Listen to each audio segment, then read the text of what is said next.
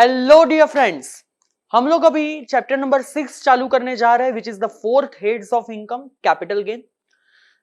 Section 45 से लेकर section 55H तक ये पर्टिकुलर हेड के सेक्शंस है और उसके बाद IFOS चैप्टर चालू होता है income from other sources. Now जो लोग मेरे पास पढ़े हुए हैं दे नो कि इस चैप्टर को मैं 3 हिस्सों में बाइफरकेट करके पढ़ाता हूं। सबसे पहला ऑल जनरल प्रोविजन, उसके बाद special provision and the third part will be exemption and tax rate. Now again just to make sure, इसमें मैं हर एक टॉपिक कवर नहीं करने वाला, हर एक इंपॉर्टेंट टॉपिक जरूर कवर करूंगा। So be assured 90% of the chapter will be covered. Now there can be 4 types of capital gain or loss. Number 1, short term capital gain, short term capital loss, long term capital gain LTCG, long term capital loss LTCL, based on the fact कि आपकी capital asset short term है कि long term, वो बाद में देखते हैं। सबसे पहला जो चार्जेबिलिटी सेक्शन है, सेक्शन 45 सबसेक्शन 1 क्या बोलता है? If capital asset is transfer during the previous year then capital gain arises. तो यहां पे ध्यान दीजिए कि कैपिटल गेन उस साल में टैक्सेबल होता है जब ट्रांसफर होता है, नॉट इन दैट ईयर जब आप पैसे रिसीव करते हो। It is taxable in the year of transfer. और दूसरी चीज, यहां पे कैपिटल गेन एग्जम्पशन माइनस करने के बाद जो बचता है वो टैक्सेबल होता है। अभी सबसे पहला वर्ड आया capital asset. So let us understand what is the meaning of capital asset. Section 2 clause 14. It says property of any kind. जब मैं बोलता हूं property, it can be movable, it can be immovable, it can be tangible, it can be intangible. Property of any kind, whether or not connected to business, आपकी business की property है या नहीं है, capital asset बोली जाएगी। और इसीलिए याद करो, जब हम किसी भी block of asset को बेचते थे और वैल्यू नेगेटिव चली जाती थी, हम लोग उसे बिजनेस की इनकम नहीं बोलते थे, हम बोलते थे शॉर्ट टर्म कैपिटल गेन, क्योंकि वो block of asset business asset है। बिजनेस असेट भी क्या है? Capital asset. पर कुछ ऐसी चीजें हैं जो कैपिटल असेट नहीं बोली जाती, जिसे बेचने पे, जिसे ट्रांसफर करने पे कैपिटल गेन अट्रैक्ट नहीं होता। सबसे पहला stock in trade consumable store, या तो रॉ मटेरियल जिसे हम शॉर्ट में बुला सकते हैं इन्वेंटरी। अगर आप इन्वेंटरी बेचते हो, it is not a capital asset. दूसरा, any movable asset having personal effect of assessee including wearing apparel, furniture held for personal use etc. यानी अगर आप पर्सनल मूवेबल असेट आप ट्रांसफर कर रहे हो, वो कैपिटल असेट बोली जाएगी नहीं। दैट मींस 2 असेट हो सकती है, या तो मूवेबल या तो इमूवेबल। अगर इमूवेबल है, चाहे वो बिजनेस की है चाहे वो पर्सनल है, ये दोनों की दोनों हमेशा बोली जाएगी कैपिटल असेट। पर अगर वो मूवेबल है तो ये देखो कि ये बिजनेस की मूवेबल असेट है या तो पर्सनल मूवेबल असेट है। अगर बिजनेस की मूवेबल असेट है तो हां वो कैपिटल असेट है। अगर पर्सनल मूवेबल असेट है तो उसे कैपिटल असेट की डेफिनेशन में से एक्सक्लूड कर दिया गया। पर कुछ ऐसी मूवेबल असेट है जो पर्सनल असेट होने के बावजूद उन लोगों ने उसे कैपिटल असेट में इंक्लूड किया है। For example jewellery, archaeological collection, painting, drawing, sculpture, work of any art. ये वो सारी कैपिटल असेट है जो भले ही मूवेबल असेट है पर फिर भी उन्हें कैपिटल असेट की डेफिनेशन में इंक्लूड किया गया है, क्योंकि वो हाई वैल्यू ट्रांजैक्शन वाली कैपिटल असेट रहती है। सो अगर आप बात करते हैं क्लोथ, कार, वॉच, अगर ये सारी पर्सनल असेट की बात करते हो, मूवेबल असेट है, कैपिटल असेट नहीं है। फिर rural agricultural land in India, अगर इंडिया के अंदर आपकी रूरल एरिया में एग्रीकल्चरल लैंड है, it is not a capital asset. Specified gold bond, अगर स्पेसिफाइड गोल्ड बॉन्ड आप ट्रांसफर कर रहे हो, उसे भी हम लोग कैपिटल असेट बुलाते नहीं है। चलो समझते हैं what is rural agricultural land in India. Definition दिया है सेक्शन 2 क्लॉज 1A के अंदर। Rural agricultural land means the land which is not a urban agricultural land. जो अर्बन नहीं है वो रूरल है। क्या बात कर दी तेजस्वी लोग, जो अर्बन एग्रीकल्चरल लैंड नहीं है वो रूरल एग्रीकल्चरल लैंड है। तो चलो अब ये समझते हैं कि अर्बन एग्रीकल्चरल लैंड हम लोग किसको बुलाएंगे। अब जो मैं आपको समझाने जा रहा हूं, अगर आपकी असेट उस डेफिनेशन में फॉल होगी तो उसे हम लोग बुलाएंगे अर्बन एग्रीकल्चरल लैंड, वो अल्टीमेटली हो जाएगी कैपिटल असेट। पर अगर आपकी लैंड उस एरिया के बाहर कहीं पे सिचुएटेड है तो वो हो जाएगी रूरल एग्रीकल्चरल लैंड, जो कि कैपिटल असेट नहीं बोली जाएगी। सबसे पहला, कोई भी ऐसी एग्रीकल्चरल लैंड जो किसी सिटी या टाउन में है और उस सिटी या टाउन की पॉपुलेशन 10,000 या उससे ज्यादा है। अगर सिटी या टाउन की पॉपुलेशन 10,000 या उससे ज्यादा, तो उस एरिया के अंदर जितनी लैंड है दैट इज अर्बन लैंड। पर उसके बाहर सीधा थोड़ी रूरल एरिया चालू हो जाता है, उसके बाहर की भी थोड़ी जमीन तो अर्बन रहती है। तो कितने किलोमीटर की जमीन सिटी के बाहर भी अर्बन? ये देखो सिटी की पॉपुलेशन कितनी, अगर 10,000 से 1 लाख तक, तो उस सिटी के बाहर 2 किलोमीटर तक की जमीन को भी अर्बन बुलाना, 2 किलोमीटर के बाहर की जमीन रूरल हो जाएगी। अगर पॉपुलेशन 1 लाख से 10 लाख के बीच में, तो सिटी के बाहर 6 किलोमीटर तक अर्बन, उसके बाहर रूरल। और अगर पॉपुलेशन 10 लाख से ज्यादा, तो 8 किलोमीटर तक अर्बन, उसके बाहर रूरल। सो 1 लाख तक 2 किलोमीटर, 10 लाख तक 6 किलोमीटर, और 10 लाख के ऊपर 8 kilometre. Now what is the meaning of capital asset that we saw? अब ये समझते हैं कि ट्रांसफर हुआ ऐसा कब बोला जाएगा। सेक्शन 2 क्लॉज 47 कैपिटल गेन कब ट्रिगर होगा? नंबर 1, या तो आप कर रहे हो sale, exchange, relinquishment of asset. Sale voluntary sale कर देना, एक्सचेंज बार्टर सिस्टम, कोई कैपिटल असेट देना बदले में दूसरी असेट लेना। रिलिंक्विशमेंट आपकी असेट गिव अप कर देना, जैसे कि पार्टनर पार्टनरशिप फर्म को असेट गिव अप कर देता है, रिलिंक्विशमेंट। दूसरा होता है extinguishment of right. For example मेरे पास राइट एंटाइटलमेंट लेटर है, मैं कंपनी के राइट शेयर परचेज कर सकता हूं, पर मैंने परचेज नहीं किए, मैंने ये लेटर किसी दूसरे के नाम पर रिनाउंस कर दिया, तो इसे भी हम लोग क्या बुलाएंगे? Extinguishment of right. इस पर भी कैपिटल गेन लगेगा। Compulsory acquisition of asset under any law, government compulsorily acquire कर देती है आपकी प्रॉपर्टी, वो भी ट्रांसफर हो गया। Conversion of capital asset into inventory, मेरी कोई कैपिटल असेट है जो मैंने स्टॉक इन ट्रेड के तौर पे कन्वर्ट कर दिया, उस वक्त कैपिटल गेन अट्रैक्ट हो जाएगा। पर सर इन सारे केसेस में कैपिटल गेन गिनेंगे कैसे? स्पेशल केसेस में समझाऊंगा, अभी नॉर्मल सेल के बारे में सोचो। यहां पे और 3 पॉइंट भी है जो मैंने कवर नहीं किए हुए हैं, बिकॉज नॉट दैट इंपॉर्टेंट। पर कुछ ऐसे ट्रांजैक्शन है जिसको ट्रांजैक्शन को ट्रांसफर नहीं बोला जाता, भले ही उसमें कैपिटल असेट इन्वॉल्व है। पर अगर मैं जो केसेस बोलने जा रहा हूं, अगर वो केसेस पिक्चर में आ रहे हैं, तो उसे ट्रांसफर बुलाने का नहीं, उस वक्त कैपिटल गेन टैक्सेबल करने का नहीं। सेक्शन 46 एंड सेक्शन 47 इसके साथ डील करते हैं। देखो सबसे पहले आता है सेक्शन 46, जो क्या बोलता है? अगर कोई भी कंपनी अपने लिक्विडेशन के वक्त अपने शेयर होल्डर को असेट डिस्ट्रीब्यूट करती है, तो वो चीज कंपनी के लिए ट्रांसफर नहीं बोली जाएगी। For example here is a balance sheet, company की पेड अप शेयर कैपिटल 10 रुपया, रिजर्व एंड सरप्लस लेट से 40 रुपया, यहां पे है एक असेट 50 रुपया, कंपनी हो गई लिक्विडेट। कंपनी ने लिक्विडेट के वक्त अपना जो एक शेयर होल्डर है मिस्टर ए, उसको ये असेट दे दी, और देते वक्त इस असेट की फेयर मार्केट वैल्यू है लेट से 100 रुपया।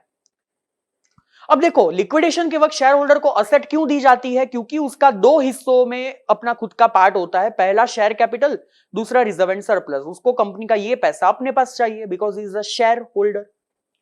तो मिस्टर ए को ये असेट मिल गई जिसकी फेयर मार्केट वैल्यू है 100 रुपया, assuming there is only one share holder.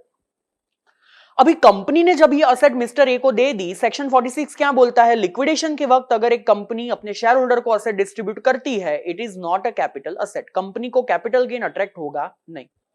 Think from the view point of share holder. Share holder को ये जो फेयर मार्केट वैल्यू 100 रुपया मिला असेट के तौर पे, उसमें 2 चीजें आ गई ना, उसका शेयर का जो कंसिडरेशन है वो भी आ गया, और उसके रिजर्व एंड सरप्लस का हिस्सा भी आ गया। सबसे पहले ये देखो 100 रुपए की वैल्यू में से रिजर्व एंड सरप्लस का हिस्सा कितना?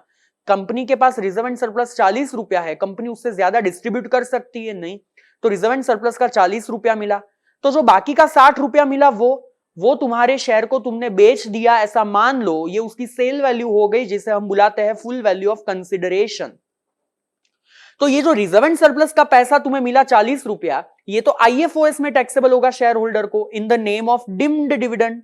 पर ये जो 60 रुपया फुल वैल्यू ऑफ कंसिडरेशन है, इसमें से कॉस्ट कितनी शेयर खरीदने की? 10 रुपया, वो माइनस कर दो, बाकी का 50 रुपया कैपिटल गेन हो जाएगा शेयर्स का। यानी कंपनी को कोई कैपिटल गेन नहीं लगता, पर शेयर होल्डर को जो फेयर मार्केट वैल्यू मिलती है उसमें up to the amount of reserve and surplus deemed dividend under IFOS section 2 clause 22 sub clause C, बाकी की अमाउंट शेयर्स का सेल वैल्यू हो जाएगी, उसमें से कॉस्ट माइनस करो, बाकी का कैपिटल गेन। मैं एक स्टेप थोड़ा आगे जाता हूं। मान लो ये शेयर होल्डर फ्यूचर में ये असेट किसी को बेचता है, तो उस वक्त ये असेट का cost of acquisition mister A के लिए कितना? स्टेशन रूल अप्लाई करो आप लोग, स्टेशन रूल। मैंने सैलरी चैप्टर में बोला था, द जर्नी, आपकी जर्नी जिस स्टेशन पे आके अटकती है, आगे की जर्नी उसी स्टेशन से चालू होगी। यहां पे मेरी टैक्सेशन की जर्नी 100 रुपए पे अटक गई, तो मेरी आगे की जर्नी 100 रुपए से ही चालू होगी। यानी कि जो वैल्यू तक आपने सारा टैक्सेशन खत्म कर दिया, वो फेयर मार्केट वैल्यू जो है 100 रुपए की, वो मिस्टर ए के लिए असेट का cost of acquisition for future transfer. यहां पे वही सारी चीजें मैंने लिखी है, एक एग्जांपल लिखा है। A limited distributed the asset on liquidation to mister A worth ₹2 lakh. On the date of liquidation reserve and surplus is ₹150। Shares खरीदे थे उसने 20,000 में। तो 2 लाख में से सबसे पहले तो ये 1.5 लाख रुपया क्या हो जाएगा, रिजर्व एंड सरप्लस का है, तो डिम डिविडेंड के तौर पे आईएफओएस में टैक्सेबल। बाकी जो 50,000 रह गया वो तुम्हारी शेयर की सेल वैल्यू हो जाएगी, जिसमें से 20,000 का कॉस्ट माइनस करो, बाकी का 30,000 तुम्हारा capital gain. A people, are you understanding this, yes और नो? देन अगर कोई एचयूएफ का पार्टीशन होता है, चाहे टोटल पार्टीशन है चाहे पार्शियल पार्टीशन है, उन दोनों केसेस में जब एचयूएफ अपने मेंबर्स को असेट डिस्ट्रीब्यूट करता है, एचयूएफ को भी उस वक्त कोई कैपिटल गेन नहीं लगेगा। It is not regarded as a transfer under section 47 clause 1। फिर अगर कोई भी बंदा किसी दूसरे बंदे को अपनी asset as a gift transfer करता है, अंडर अ विल ट्रांसफर करता है या इररिवोकेबल ट्रस्ट से ट्रांसफर करता है। गिफ्ट बोले तो कोई एक असेट देना, विल बोले तो अपनी सारी असेट ट्रांसफर करना, इररिवोकेबल ट्रस्ट एक ट्रस्ट को असेट दिया जो वापस आपको नहीं देने वाला है। तो अगर आपने असेट ट्रांसफर किया गिफ्ट, विल या तो इररिवोकेबल ट्रस्ट से, तो ये ट्रांसफर करने वाले को कैपिटल गेन नहीं लगेगा। हाँ, रिसिपिएंट को कभी कभी गिफ्ट इनकम के तौर पे टैक्सेबल हो जाएगा, वो बात अलग है। हाउएवर, अगर तुमने अपने ईसॉप्स को गिफ्ट किया या इररिवोकेबल ट्रस्ट से ट्रांसफर किया, तो उसे हम लोग ट्रांसफर जरूर से मानेंगे। तो अभी मैं समराइज करने के लिए क्या बोल सकता हूं, तुम्हारी कौन सी असेट है ये देखो। कोई भी अगर दूसरी असेट है या तो ईसॉप है, अगर कोई भी दूसरी असेट है, तुम गिफ्ट कर रहे हो, विल कर रहे हो या इररिवोकेबल ट्रस्ट से ट्रांसफर कर रहे हो, it is not regarded as transfer, capital gain नहीं लगेगा। अगर ईसॉप को विल के थ्रू ट्रांसफर कर रहे हो, again it is not regarded as transfer. पर अगर ईसॉप को गिफ्ट कर रहे हो या इररिवोकेबल ट्रस्ट से ट्रांसफर कर रहे हो, उसे कैपिटल गेन मानेंगे, उसे ट्रांसफर बोलेंगे। उसके बाद अगर तुम अपने बॉन्ड, डिबेंचर या प्रेफरेंस शेयर को किसी दूसरी असेट में कन्वर्ट करते हो, लाइक कन्वर्टेबल डिबेंचर होता है, डिबेंचर देके इक्विटी शेयर खरीदते हो वगैरह वगैरह, इस केस में भी आपका कैपिटल गेन नहीं माना जाएगा। पर जब वो नई असेट आप बेचोगे, उसका period of holding and cost कहां से लेने का, जो पुरानी असेट थी वहां से। फिर आता है last transaction, last important transaction, reverse mortgage. See कई बार क्या होता है, एक सीनियर सिटीजन जिसका खुद का घर है, वो घर की ओनरशिप बैंक को दे देता है विद अ कंडीशन के पोजीशन बैंक नहीं लेगा, पोजीशन इसके पास ही रहेगा, सीनियर सिटीजन के पास, वो जिए तब तक। बैंक उसके ओनरशिप ट्रांसफर करने के लिए लमसम पेमेंट या इंस्टॉलमेंट में पैसा दे देता है सीनियर सिटीजन को। और जब सीनियर सिटीजन की फ्यूचर में डेथ हो जाती है, तब बैंक क्या करता है, ये घर किसी थर्ड पार्टी को बेच के अपनी लोन की पैसे रिकवर कर देता है। तो टोटल यहां पे 3 केसेस हुए। पहला, सीनियर सिटीजन ने घर की ओनरशिप बैंक को दी, बैंक ने उसके सामने कंसिडरेशन सीनियर सिटीजन को दिया, और इस बंदे की डेथ के बाद बैंक क्या कर रही है, ये प्रॉपर्टी किसी थर्ड पार्टी को बेच रही है। याद रखो, जब सीनियर सिटीजन बैंक को ओनरशिप ट्रांसफर किया, it is under reverse mortgage scheme 47 clause 16 के हिसाब से इसे ट्रांसफर नहीं बुलाएंगे। जब बैंक ने लमसम या इंस्टॉलमेंट पेमेंट सीनियर सिटीजन को किया, सेक्शन 10 क्लॉज 43 के तहत वो एग्जम्प्ट हो जाएगा। पर जब अल्टीमेटली बैंक ये प्रॉपर्टी फ्यूचर में किसी थर्ड पार्टी को बेचेगी, बैंक को कैपिटल गेन अट्रैक्ट हो जाएगा।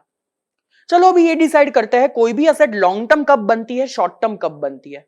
अगर कोई भी असेट 12 महीने या 24 महीने या 36 महीने से कम पीरियड के लिए तुमने अपने पास रखी, तो शॉर्ट टर्म।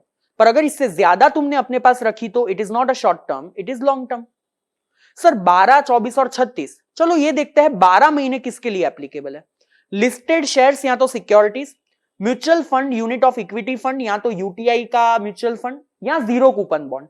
इस असेट के लिए 12 महीने का पीरियड ऑफ होल्डिंग देखो। अगर 12 महीने या उससे कम पीरियड के लिए तुम्हारा पीरियड ऑफ होल्डिंग है, पीओएच, पीरियड ऑफ होल्डिंग, यानी date of purchase till date of transfer, कितने महीने ये प्रॉपर्टी तुम्हारे पास थी वो देखो।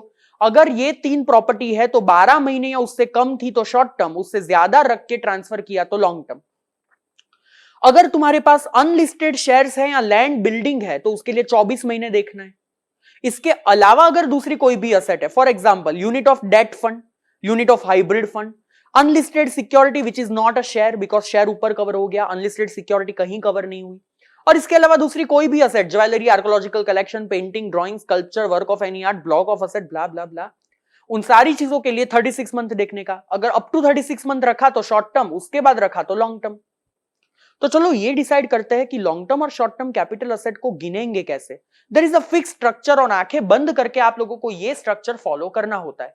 सबसे पहला शॉर्ट टर्म कैपिटल गेन।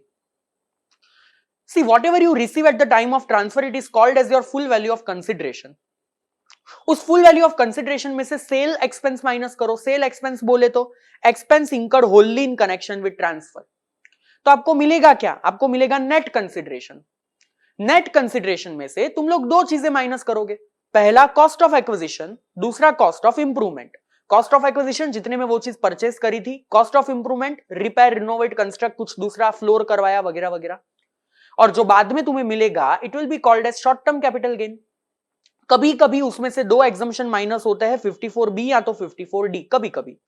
और जो फाइनल फिगर तुम्हें मिलके आ जाएगी that is short term capital gain, जो या तो सेक्शन 111A में टैक्सेबल होता है if it is listed share, या तो टैक्सेबल होता है फिनांस एक्ट के रेट से, जिसे हम स्लैब रेट भी बुला सकते हैं। तो शॉर्ट टर्म कैपिटल गिनने का स्ट्रक्चर क्या हुआ? Full value of consideration minus expense in connection with transfer, तो मिलेगा नेट कंसिडरेशन, माइनस करो कॉस्ट ऑफ एक्विजिशन, माइनस करो कॉस्ट ऑफ इंप्रूवमेंट, मिलेगा शॉर्ट टर्म कैपिटल गेन।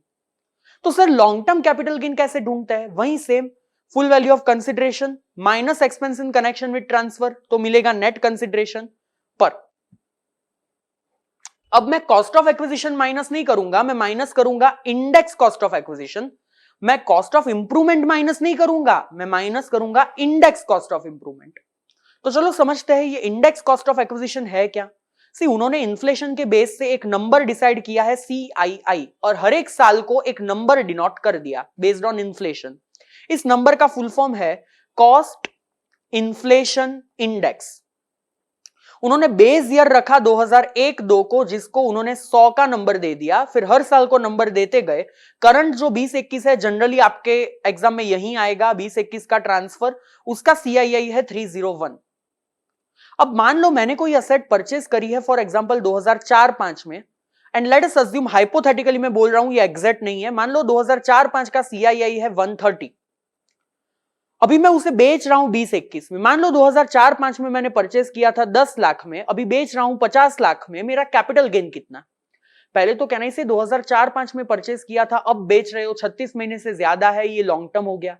तो तुम्हारे फुल वैल्यू ऑफ कंसिडरेशन यानी कि 50 लाख में से सीधा 10 लाख कॉस्ट माइनस नहीं होगा, उसका इंडेक्स करो और वो इंडेक्स कॉस्ट माइनस होगा। Now what will be that index cost? मैं क्या समझूंगा, जब मैंने असेट परचेस करी थी 10 लाख में, तब इंडेक्स नंबर था 130। अब मैं जब बेच रहा हूं 2021 में, तो उसका नंबर है 301। तो आज की तारीख में इसकी इंडेक्स वैल्यू क्या हो गई? 10 divide by 130 multiply by 301, something around 23.1539। यानी कि सिंपली मैंने क्या किया, cost of acquisition divide by जिस साल परचेस किया था उसका cost inflation index, multiply by जिस साल ट्रांसफर कर रहा हूं उसका कॉस्ट इन्फ्लेशन इंडेक्स। इस तरीके से इंडेक्सेशन निकालना होता है। और उसमें से फाइनली बहुत सारे एग्जम्पशन माइनस होते हैं, 54, 54B, 54D, 54EC, 54F, और जो मिलेगा that is long term capital gain, जो या तो टैक्सेबल होता है 112 के अंदर 20%, या तो टैक्सेबल होता है 112A के अंदर अबोव 1 लाख 10%, जो कि होता है लिस्टेड शेयर के लिए, जो पढ़ेंगे आगे। Point to be noted is, अगर तुम ट्रेडर नहीं हो शेयर्स एंड सिक्योरिटीज के, तो जब भी तुम शेयर्स बेचोगे वो तुम्हारी कैपिटल गेन की इनकम होगी। कैपिटल गेन की इनकम गिनते वक्त तुम्हें सिक्योरिटी ट्रांजैक्शन टैक्स यानी कि STT का कोई डिडक्शन मिलेगा नहीं। पर अगर तुम ट्रेडर हो, शेयर्स एंड सिक्योरिटीज तुम्हारे स्टॉक इन ट्रेड है, तो उसे बेचने पे PGBP की इनकम होती है, और PGBP की इनकम गिनते वक्त तुम STT का डिडक्शन जरूर से ले सकते थे। नाउ थोड़ा थोड़ा डिटेल में जाते हैं हर एक केस में। सबसे पहला हमने क्या देखा, सबसे पहला आता है फुल वैल्यू ऑफ कंसिडरेशन यानी कि FVC। अब ये जो फुल वैल्यू ऑफ कंसिडरेशन होता है, it is basically the gross amount which you are receiving before deducting any expenditure.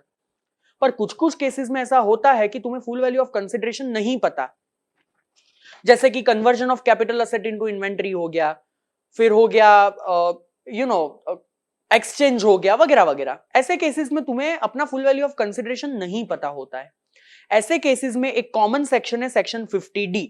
अगर तुम्हें अपना फुल वैल्यू ऑफ कंसिडरेशन नहीं पता है, तो ट्रांसफर करते वक्त जो फेयर मार्केट वैल्यू थी असेट की, वही तुम्हारा फुल वैल्यू ऑफ कंसिडरेशन बन जाएगी, सिंपल। तो अगर FVC नहीं पता है, तो ट्रांसफर करते वक्त उसकी जो FMV है वही तुम्हारा FVC।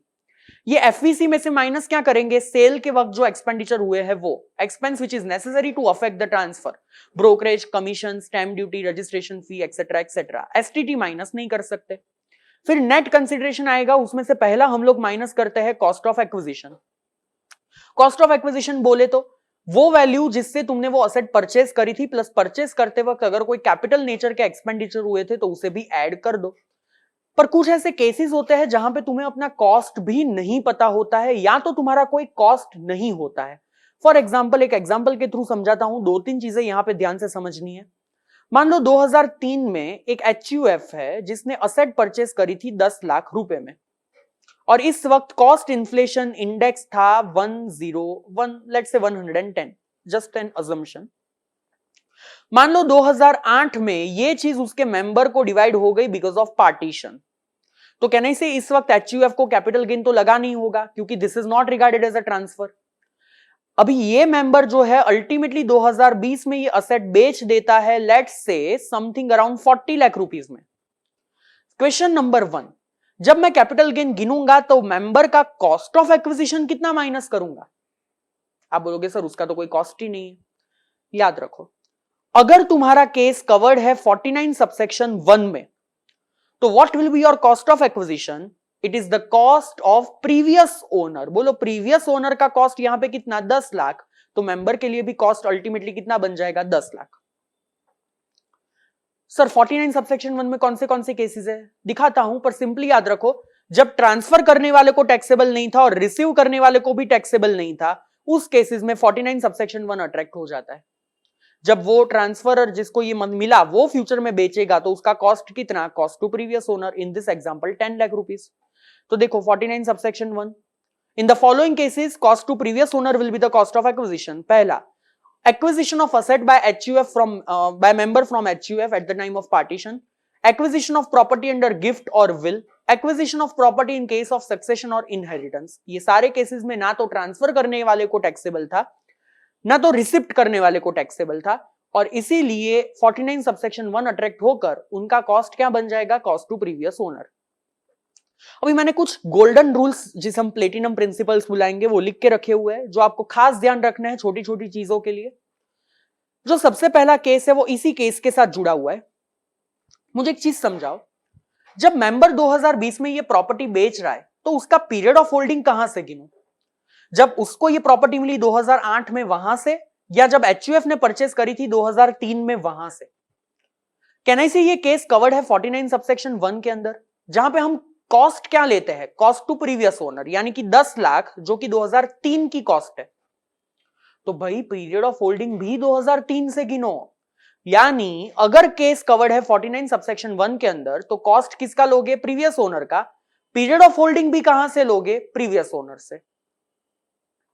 अच्छा, सवाल आता है सर इंडेक्सेशन जब हम करेंगे 2020 में, that 10 lakh rupees of cost multiply by 301, sir divide किससे करेंगे? 2003 के कॉस्ट इंडेक्सेशन से या 2008 के? लेट्स से 2008 में है 140 फॉर एग्जांपल, तो डिवाइड किससे करे? 110 से करे या 140 से करे? सी, प्लेटिनम प्रिंसिपल 3 अगर मैं आपको बताऊं तो वहां पे इंडेक्स कॉस्ट की मैंने फॉर्मूला लिखी हुई है। It is basically cost of acquisition multiply by CII of the year of transfer divide by CII in the year in which you acquired the asset. अब यहां पे ऐसा तो नहीं लिखा कि अक्वायर्ड किसने किया, करंट ओनर ने या प्रीवियस ओनर ने? तो वापस कंफ्यूजन आ गया कि सर डिवीजन में 2008 का CII लेने का जब मेंबर को असेट मिला, या 2003 का CII जब HUF ने परचेज किया? जवाब है दोनों।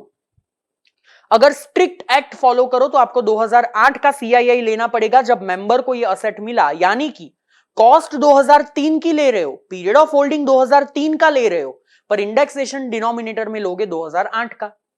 Something very weird.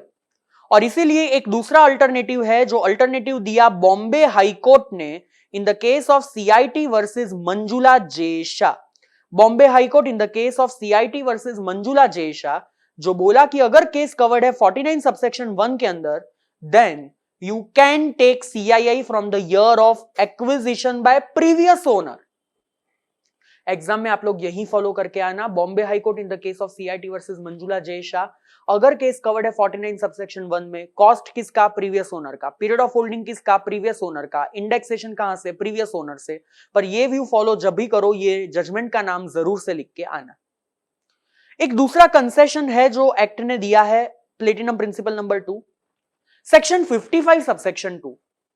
अगर तुमने कोई भी असेट परचेस करी है, तुमने या तो प्रीवियस ओनर ने, if case is covered under 49(1), अगर परचेस करी है प्रायर टू 1 अप्रैल 2001, कब परचेस किया है? प्रायर टू 1 अप्रैल 2001, तो ऐसी असेट का कॉस्ट ऑफ एक्विजिशन क्या हो जाएगा? It will be the actual cost और fair market value on 1 April 2001 whichever is higher. Concession हो गया ना, कॉस्ट ज्यादा लेने का बोल रहे हैं। सो अगर 1 अप्रैल 2001 के पहले परचेस किया है तो एक्चुअल कॉस्ट और fair market value on 1/4/2001 whichever is higher, और फिर उसके बाद तुम उस पर इंडेक्सेशन करना। ये रूल है ना, लिस्टेड शेयर्स को अप्लाई नहीं होता, उनके लिए पूरा अलग लॉजिक है, वो बाद में देखेंगे। पर अगर तुम्हारी असेट है लैंड या तो बिल्डिंग, तो तुम ये रूल फॉलो मत करना, ये वाले रूल फॉलो करना। स्टेप 1 क्या बोलता है उसमें? अगर तुमने लैंड और बिल्डिंग परचेस करी है प्रायर टू 1 अप्रैल 2001, तो step 1 fair market value on 1 April 2001 और स्टैंप ड्यूटी वैल्यू जो गवर्नमेंट डिसाइड करता है on 1 April 2001 whichever is lower that amount और actual cost whichever is higher.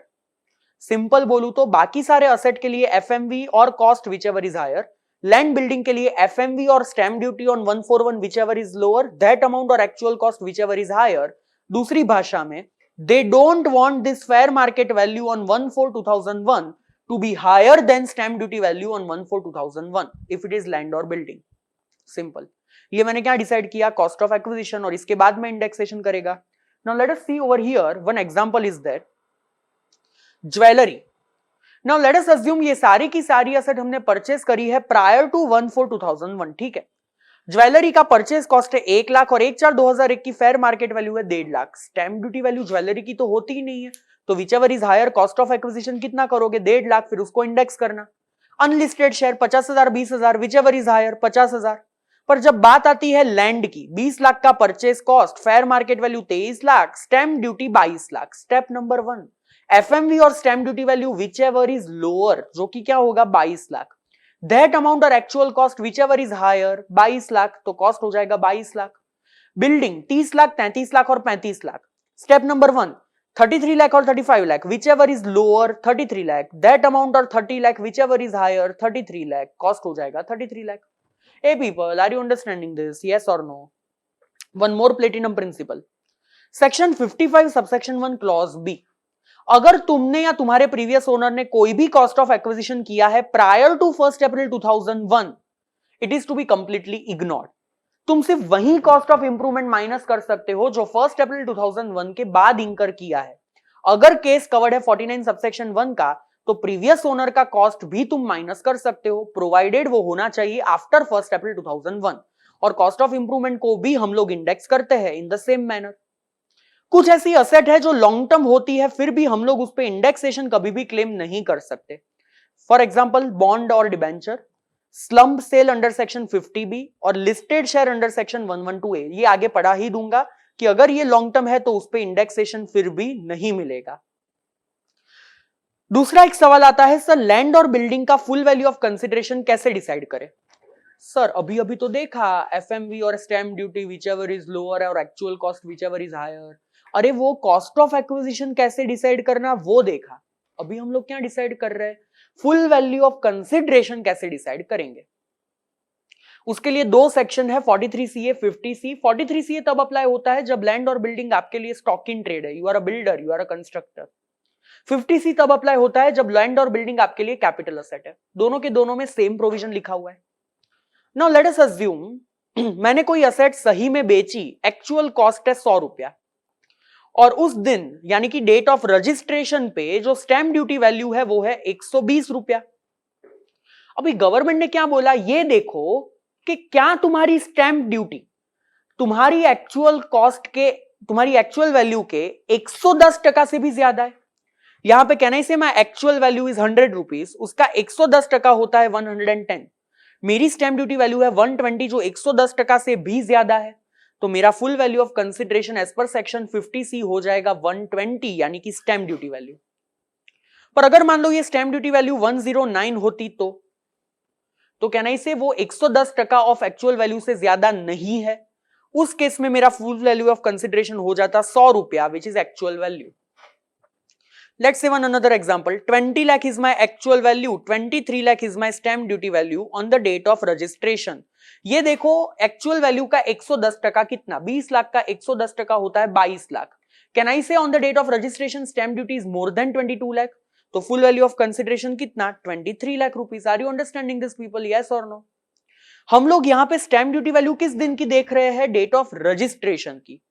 पर एक छोटा सा ऑप्शन दिया, अगर उसके पहले डेट ऑफ अग्रीमेंट आ गया और डेट ऑफ अग्रीमेंट पे बायर ने तुमने थोड़ा बहुत कंसिडरेशन भी बायर ने तुम्हें पे कर दिया था through account payee cheque, account payee draft, ECS या तो अदर इलेक्ट्रॉनिक मोड, तो तुम stamp duty date of registration की नहीं देखोगे, तुम स्टैम्प ड्यूटी देखोगे डेट ऑफ अग्रीमेंट की. There is a option. तो मान लो डेट ऑफ अग्रीमेंट है 1 दिसंबर 2018, डेट ऑफ रजिस्ट्रेशन है 1 दिसंबर 2020, 1 अक्टूबर 20 जब ट्रांसफर हुआ. या यहां पे स्टैम्प ड्यूटी वैल्यू है 30 लाख, यहां पे स्टैम्प ड्यूटी वैल्यू है 35 लाख और मेरी एक्चुअल सेल वैल्यू है 28 लाख. सबसे पहला क्वेश्चन, डेट ऑफ अग्रीमेंट पे लेट्स से 1 लाख का कंसिडरेशन बायर ने पे कर दिया था अकाउंट पे चेक से. तो बोलो मैं स्टैम्प ड्यूटी कौन सी कंसिडर करूं, अग्रीमेंट की या रजिस्ट्रेशन की? अग्रीमेंट की. एक्चुअल वैल्यू है 28 लाख, स्टैम्प ड्यूटी है 30 lakh. What is 110% of my actual value? 28 plus 10% will be 30.8 lakh. क्या स्टैम्प ड्यूटी वैल्यू उससे ज्यादा है? नहीं. तो फुल वैल्यू ऑफ कंसिडरेशन कितना, 28 लाख जितना.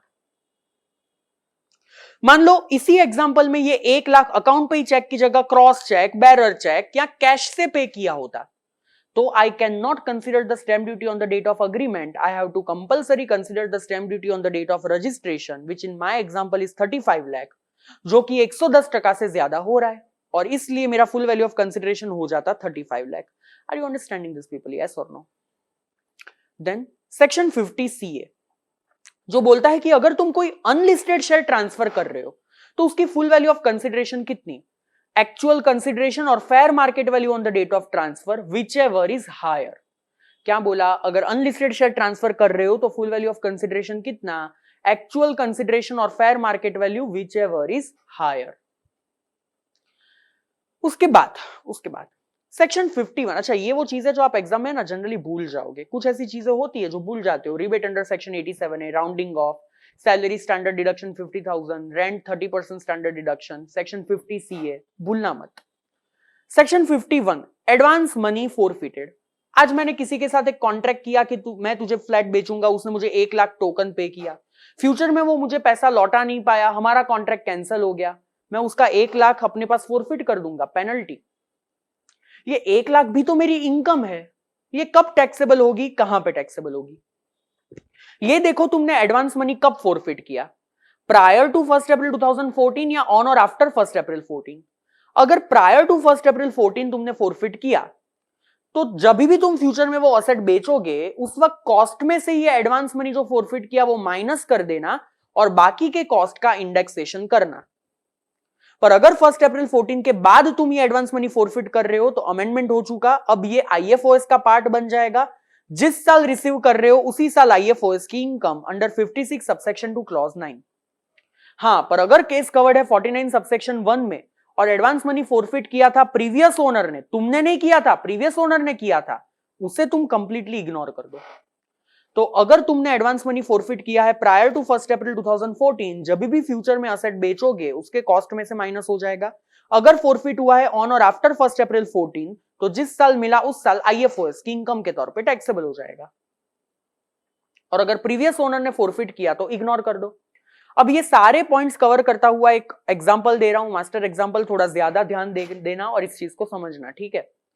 मान लो 1970 में फॉर एग्जांपल मिस्टर ए ने एक असेट परचेस करी थी 10 लाख रुपए में. 1980 में मिस्टर ए ने इस पे कॉस्ट ऑफ इंप्रूवमेंट करवाया 2 लाख रुपए का. 2001 1 अप्रैल 2001 इस प्रॉपर्टी की फेयर मार्केट वैल्यू दी गई है लेट्स से 20 लाख रुपीस. 2004 में मिस्टर ए ने एडवांस मनी फोरफिट किया किसी का लेट्स से 1 लाख रुपया. 2005 में इसने ये प्रॉपर्टी गिफ्ट कर दी. गिफ्ट किसको की? गिफ्ट की मिस्टर बी को. 2006 में मिस्टर बी ने एडवांस मनी को फोरफिट किया लेट्स से 50,000 रुपया। 2007 में उसने कॉस्ट ऑफ इंप्रूवमेंट करवाया 5 लाख रुपया। 2016 में भी उसने एडवांस मनी फोरफिट किया किसी का, लेट्स से 2 लाख रुपया, और अल्टीमेटली 2020 में ये प्रॉपर्टी वो बेच रहा है 30 लाख रुपए में। कि कैपिटल गेन कितना होगा ये डाउट है। सबसे पहले सेल वैल्यू कितना है 30 लाख, तो फुल वैल्यू ऑफ कंसिडरेशन हो जाएगा 30 लाख। चलो ये तो क्लियर है। अब बात करते हैं कॉस्ट ऑफ एक्विजिशन की। अगर केस कवर्ड है सेक्शन 49 सबसेक्शन 1 में, तो कॉस्ट क्या लिया जाता है, कॉस्ट टू प्रीवियस ओनर। कहां कैन आई से मिस्टर बी को ये असेट मिला था गिफ्ट से, एंड लेट्स अज्यूम रिसीव करते वक्त टैक्सेबल नहीं था। IFOS में सीखेंगे। तो मिस्टर बी के लिए कॉस्ट ऑफ एक्विजिशन क्या हो जाएगा, कॉस्ट टू प्रीवियस ओनर। पर एज पर सेक्शन 55 सबसेक्शन 2 अगर प्रीवियस ओनर ने 1 अप्रैल 2001 के पहले लिया हुआ है तो असेट, तो what will be the cost, actual cost और fair market value on 1/4/2001 whichever is higher, जो इस केस में 20 लाख रुपया हो जाएगा। अच्छा, अब ये 20 लाख की मेरी कॉस्ट तो हो गई, पर कहने से उसमें से एडवांस मनी फोरफिट करना पड़ता है। अभी जो एडवांस मनी प्रीवियस ओनर ने फोरफिट किया है 1 लाख, उसे तो मैं इग्नोर कर देगा as per section 51।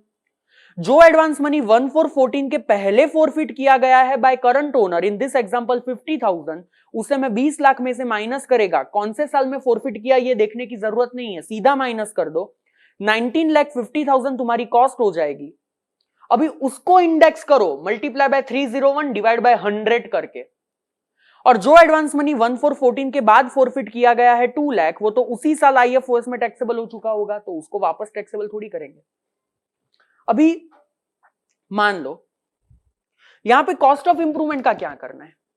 Can I से 1 अप्रैल 2001 के पहले का कॉस्ट ऑफ इंप्रूवमेंट तो कंप्लीटली इग्नोर करना है as per section 55 subsection 1 clause B, और जो कॉस्ट ऑफ इंप्रूवमेंट 1 अप्रैल 2001 के बाद हुआ है उसे हम इंडेक्स करके माइनस कर देंगे, विच इन एग्जांपल 5 लाख, उसको इंडेक्स करके माइनस कर दो। बाकी का तुम्हारा क्या बन जाएगा, capital gain. Are you understanding this entire picture people, yes और नो?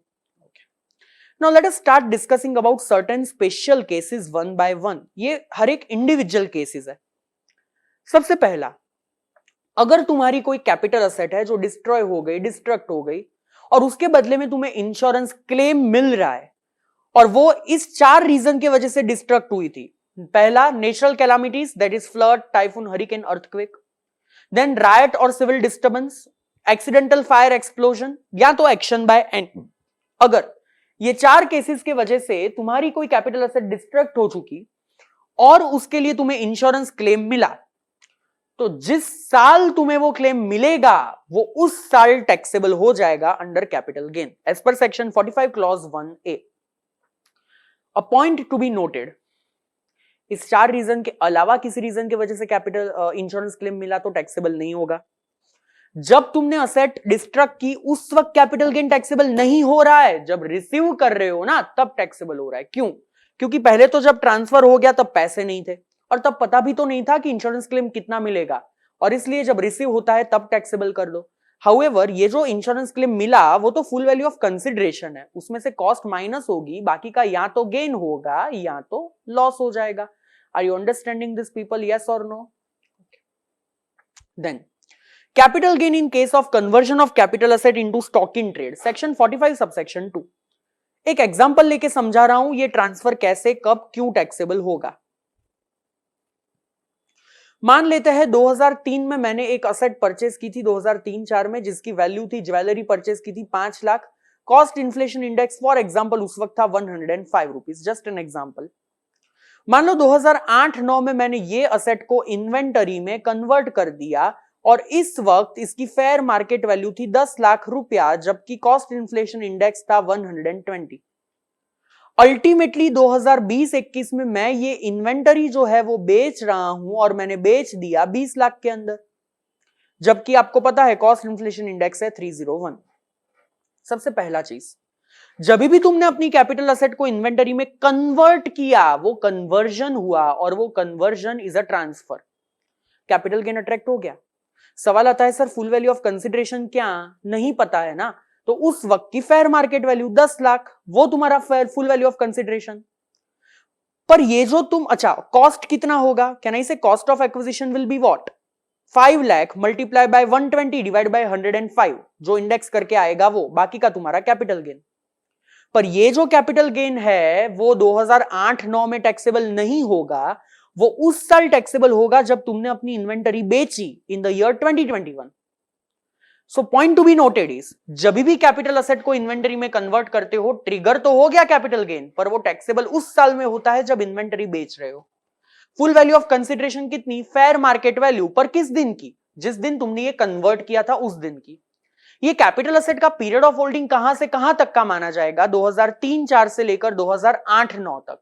कैपिटल गेन गिन रहे हो 2020-21 में, पर पीरियड ऑफ होल्डिंग गिना जाएगा 2008-9 तक, क्योंकि वो उसी दिन तक कैपिटल असेट थी। जब हम इंडेक्सेशन करेंगे 5 लाख का, करेंगे कब, 20-21 में, क्योंकि गिनेंगे कब, 20-21 में। तो 5 लाख का इंडेक्स करते वक्त मल्टीप्लाई किससे करेंगे, 301 से या 120 से। रिमेंबर इंडेक्सेशन का फॉर्मूला क्या था, cost of acquisition into CII of year of transfer divide by CII of acquisition. यहां पे कैन आई से ट्रांसफर तो 2008-9 में हो गया था, तो मल्टीप्लाई करना पड़े 120 से, भले तुम गिन रहे हो 2020-21 में। दिमाग में जा रही है ये बात है। One more thing, station rule, 2020-21 में कैन आई से PGBP की इनकम भी टैक्सेबल हो जाएगी on sale of this inventory. Sale value कितना है उसका, 20 लाख, उसमें से कॉस्ट ऑफ एक्विजिशन माइनस होगा। कॉस्ट कितना माइनस होगा, कैन आई से PGBP की इनकम गिनते वक्त वो फेयर मार्केट वैल्यू जिस पे तुमने कैपिटल गेन चैप्टर में टैक्स भर दिया, वो फेयर मार्केट वैल्यू तुम्हारा कॉस्ट बन जाएगा PGBP का, यानी कि 10 लाख तुम्हारा बिजनेस का कॉस्ट, बाकी का 10 लाख तुम्हारा कैपिटल गेन। ध्यान से देखो, 5 लाख में असेट परचेज करी थी, 20 लाख में बेच रहा हूं, यहां पे 10 लाख को मैंने कैपिटल गेन का फुल वैल्यू ऑफ कंसिडरेशन माना था, और इसीलिए मेरा कैपिटल गेन हुआ था 5 लाख का, और यही 10 लाख मेरी बिजनेस का कॉस्ट मान रहा हूं, तो ये बाकी का 10 लाख मेरी PGBP की इनकम हो गई। 5 लाख में खरीदा था, 20 लाख में बेचा, 15 लाख मेरी इनकम होनी चाहिए, वही तो टैक्सेबल हो रही है। पर जब तक वो कैपिटल गेन थी, तब तक जो गेन हुआ 5 लाख वो कैपिटल गेन में, बाकी का 10 लाख PGBP में। तो in a nutshell, full value of consideration क्या, fair market value on the date of conversion, period of holding क्या, up to the date of conversion, cost inflation index up to the date of conversion. पर जो भी capital gain आएगा वो taxable कब करोगे, the year in which final inventory is sold. जब inventory बेचोगे उस साल PGBP की इनकम भी तो टैक्सेबल होगी, पर PGBP की कॉस्ट कितना लोगे, कैन आई से वो फेयर मार्केट वैल्यू जो कैपिटल गेन गिनते वक्त तुमने फुल वैल्यू ऑफ कंसिडरेशन लिया था वो। फिर मान लो तीसरा केस, जब कोई पार्टनर या मेंबर पार्टनरशिप फर्म को या association of person body of individual को अपनी कैपिटल असेट ट्रांसफर करता है, रिलिंक्विशमेंट, पार्टनर को कैपिटल गेन टैक्सेबल हो जाएगा। पार्टनर के लिए फुल वैल्यू ऑफ कंसिडरेशन कितना, जो पार्टनरशिप फर्म अपनी बुक्स में वैल्यू रिकॉर्ड करता है उतना। पर अगर रिवर्स केस है, रिटायरमेंट के वक्त या किसी और वक्त पार्टनरशिप फर्म पार्टनर को असेट देता है, तो कैपिटल गेन किसको अट्रैक्ट होगा, पार्टनरशिप फर्म को। उसके लिए फुल वैल्यू ऑफ कंसिडरेशन कितना, उस दिन का फेयर मार्केट वैल्यू। तो सिंपल आप लोग क्या याद रखोगे, पार्टनर ने फर्म को असेट दिया, तो उस दिन का जो बुक्स में वैल्यू रिकॉर्ड हुआ वो पार्टनर के लिए taxable, full value of consideration.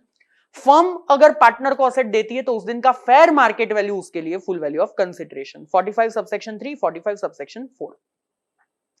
फिर आता है compulsory acquisition of asset, section 45 subsection 5। एक एग्जांपल से अगेन हम लोग ये समझने का ट्राई करते हैं। मान लो मैंने एक असेट परचेज की थी 2002 में 10 लाख में, वो असेट 2010 में गवर्नमेंट ने कंपलसरी अक्वायर कर दी, और गवर्नमेंट ने बोला इनिशियल कंपनसेशन जो हम तुम्हें देंगे दैट इज 50 लाख। पर उन्होंने 2012 में मुझे 10 लाख रुपया दिया और 2013 में बाकी का 40 लाख, इतना डीले कर दिया। सवाल आता है सबसे पहला, यहां पे कैपिटल गेन कौन से साल में टैक्सेबल होगा, ट्रांसफर कब हुआ, ट्रांसफर तो 2010 में हो गया जब प्रॉपर्टी अक्वायर की गई, पर पैसा कब मिला, 2012 से मिलना चालू हुआ। तो 45 सबसेक्शन 5 बोलता है कंपलसरी एक्विजिशन के केस में जब असेट ट्रांसफर होती है तब टैक्सेबल मत करना, जब थोड़ा बहुत कंसिडरेशन भी मिल जाए गवर्नमेंट के पास से उस साल तुम ये कैपिटल गेन टैक्सेबल करना। तो यहां पे मेरे वाले एग्जांपल में कैपिटल गेन टैक्सेबल कब होगा, 2010 में या 2012 में, द आंसर इज 2012। उस वक्त फुल वैल्यू ऑफ कंसिडरेशन कितना, पूरा 50 लाख। सर सिर्फ 10 लाख मिला है पता है, पर फिर भी पूरा 50 लाख इसी साल में टैक्सेबल कर दो। अच्छा, कैपिटल असेट का पीरियड ऑफ होल्डिंग कहां से कहां तक का गिनोगे? 2002 से 2010 तक गिन रहे हो 2012 में, पर कहना से कैपिटल असेट ट्रांसफर हो गई थी 2010 में, तो पीरियड ऑफ होल्डिंग कहां तक? 2010 तक। इंडेक्सेशन सर कहां तक करेंगे? मल्टीप्लाई किस इंडेक्सेशन से करेंगे? 2012 के सीआईआई से या 2010 के सीआईआई से? 2010 के सीआईआई से। अच्छा, मान लो इसके बाद मैं कोर्ट में गया कि मुझे ज्यादा कंपनसेशन चाहिए। 2018 में मैंने एक केस फाइल किया। 2019 में कोर्ट ने क्या किया? एक इंट्रिम ऑर्डर पास कर दिया, जहां पे कोर्ट ने बोला कि आज के आज गवर्नमेंट 10 लाख रुपया इंट्रिम दे दे, बाकी का बाद में देख लेंगे। 2020 में फाइनल ऑर्डर पास हुआ और मुझे एक्स्ट्रा 5 लाख रुपया भी मिला, टोटल 15 लाख रुपया मिला। ये टोटल 15 लाख रुपया मेरे लिए क्या हो जाएगा? एनहांस्ड कंपनसेशन हो जाएगा।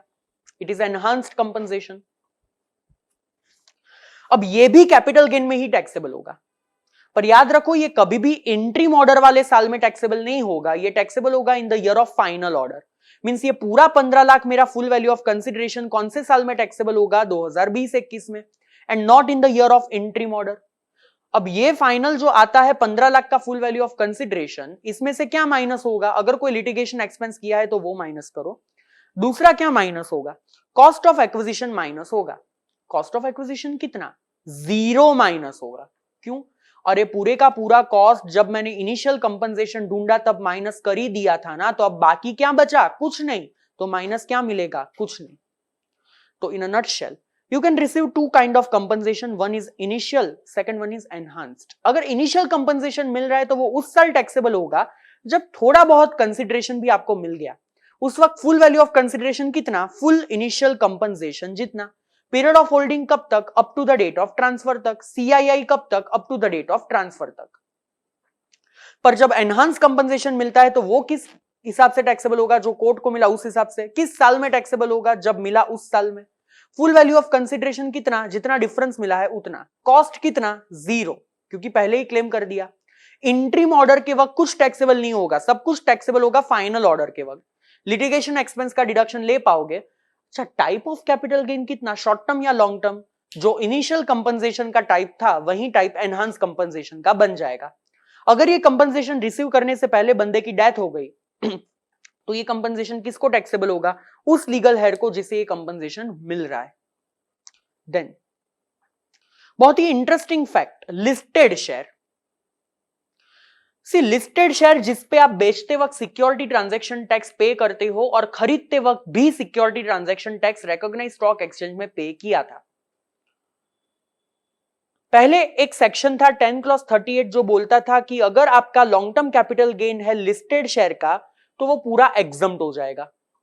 पर गवर्नमेंट ने अब ये सेक्शन रिमूव कर दिया, और रिमूव करने के बाद उन्होंने एक दूसरा सेक्शन इंट्रोड्यूस किया, सेक्शन 112A, जो अब बोलता है कि अगर तुम लोग कोई लिस्टेड शेयर बेच रहे हो जिसपे बेचते वक्त तुमने सिक्योरिटी ट्रांजैक्शन टैक्स पे किया था, खरीदते वक्त भी सिक्योरिटी ट्रांजैक्शन टैक्स पे किया था, और उसका लॉन्ग टर्म कैपिटल गेन आ रहा है, तो अबोव ₹1 लाख 10% के हिसाब से टैक्सेबल हो जाएगा।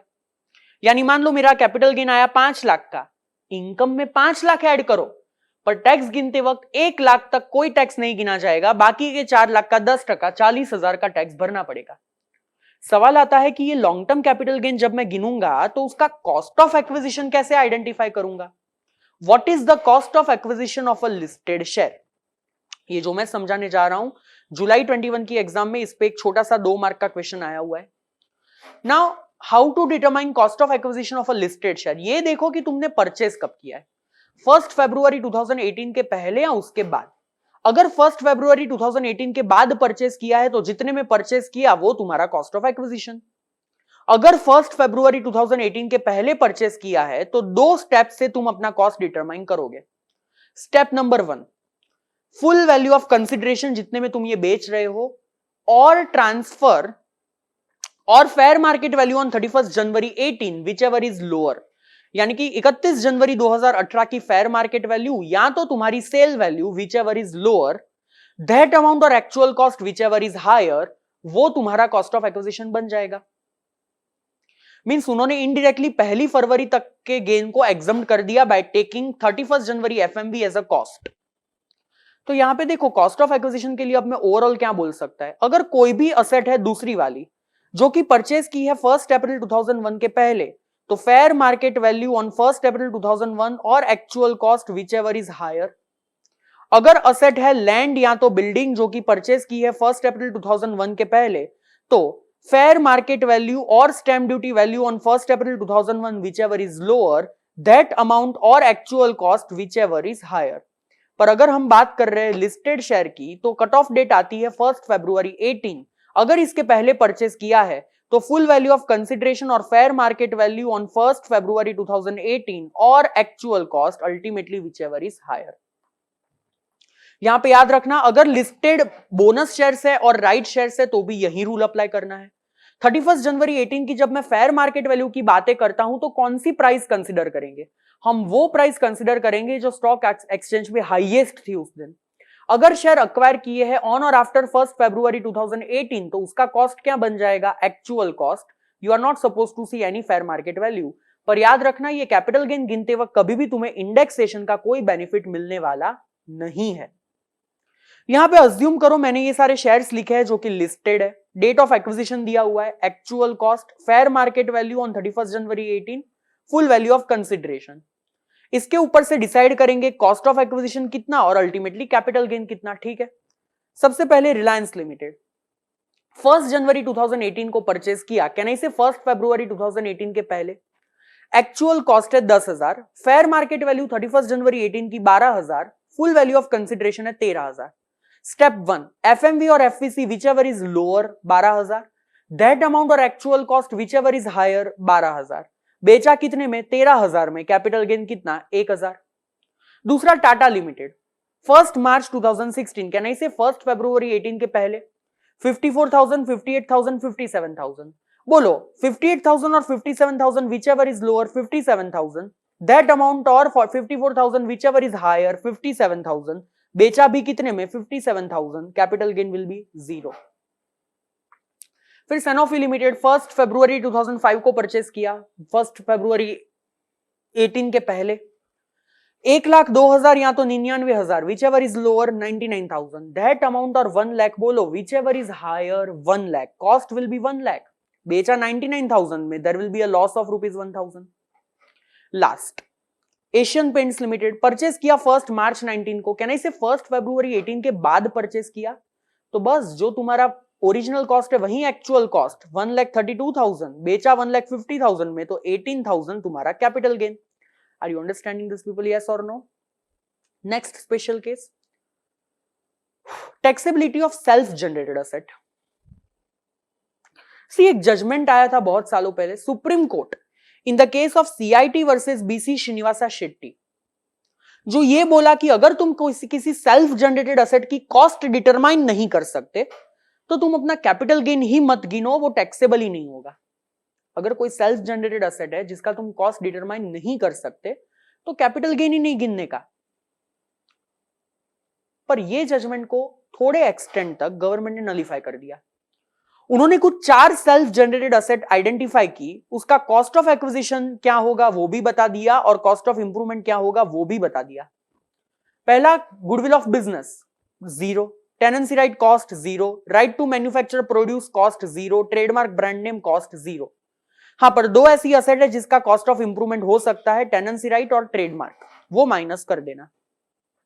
यानी कि अगर ये 4 सेल्फ जनरेटेड असेट है जो तुम बेच रहे हो तो उसका कॉस्ट तुम आइडेंटिफाई नहीं कर सकते, वो 0 अज्यूम करो, पूरा फुल वैल्यू ऑफ कंसिडरेशन तुम्हारा कैपिटल गेन। पर कैन आई से गुडविल ऑफ प्रोफेशन तो उन्होंने कवर नहीं किया।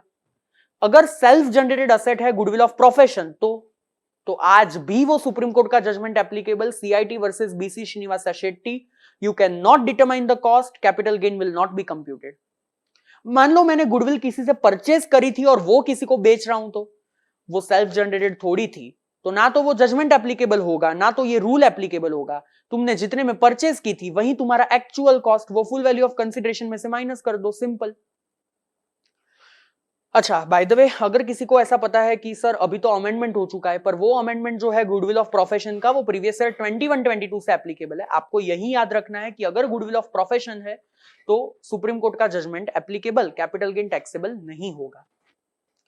फिर आता है bonus share. What is the cost of bonus share? See वैसे आपको बोनस शेयर जब कंपनी देती है तो क्या आप उसके लिए कोई भी पैसा पे करते हो? नहीं, 0 रुपीज ऑफ कॉस्ट। यानी बोनस शेयर की एक्चुअल कॉस्ट क्या होती है? 0 होती है, 0। ठीक है, तो मान लो ये बोनस शेयर अगर लिस्टेड है तो क्या और अनलिस्टेड है तो क्या? ठीक है, समझते हैं। मान लो बोनस शेयर अनलिस्टेड है तो कट ऑफ डेट आ जाती है 1 अप्रैल 2001, और अगर लिस्टेड है तो वही पुराना रूल अप्लाई करो, कट ऑफ डेट आ जाएगी 1 फरवरी 2018। अगर अनलिस्टेड है और 1 अप्रैल 2001 के पहले अलॉट हुए हैं तो वही अपना 55 सबसेक्शन 2 का rule, fair market value on 1/4/2001, ये तुम्हारा कॉस्ट बन जाएगा बोनस शेयर का। अगर 1 अप्रैल 2001 के बाद अलॉट हुए हैं तो ओरिजिनल कॉस्ट, और बोनस शेयर का ओरिजिनल कॉस्ट क्या होता है? 0। अगर लिस्टेड बोनस शेयर है और 1 फरवरी 18 के पहले अलॉट हुए हैं तो वही अपना 55 सबसेक्शन 2 क्लॉज AC वाला rule, full value of consideration और fair market value on 31 January 18 whichever is lower. पर अगर 1 फरवरी 18 के बाद लिस्टेड बोनस शेयर अलॉट हुए हैं तो ओरिजिनल कॉस्ट जो कि कितना होता है? 0। सिंपल।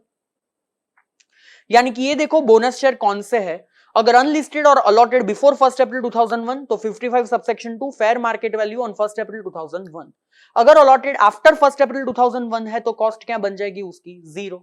पर अगर वो लिस्टेड बोनस शेयर है जो कि अक्वायर हुए हैं बिफोर 1 फरवरी 2018 तो फेयर मार्केट वैल्यू और 31 जनवरी 18 की FMV which ever is lower, अगर उसके बाद अलॉट हुए हैं तो कॉस्ट विल बी 0। वही हमने पुराने रूल यूज करके एक नया रूल बना दिया और कुछ नहीं। मान लो अब हम लोग बातें कर रहे हैं राइट शेयर्स की। We are talking about right shares. I am original share holder of a company. Company ने मुझे राइट शेयर 200 शेयर का एक लेटर दिया जिसमें मैं 200 शेयर खरीद सकता हूं 50 रुपए के भाव से। मान लो मैं ही खुद ये राइट शेयर कंपनी के पास जाके परचेस कर लेता हूं तो ये राइट शेयर का कॉस्ट मेरे लिए क्या हो जाएगा? कैन आई से इट विल बी 10,000 रुपीज जितने में मैंने परचेस किया। सिंपल। मान लो मेरे पास तो पैसे ही नहीं है, मेरे पास 10,000 रुपये है ही नहीं, मैं क्या कर रहा हूं? ये शेयर किसी और के नाम पे रिनाउंस कर देता हूं। ये लेटर मैं किसी और के नाम पे रिनाउंस कर सकता हूं।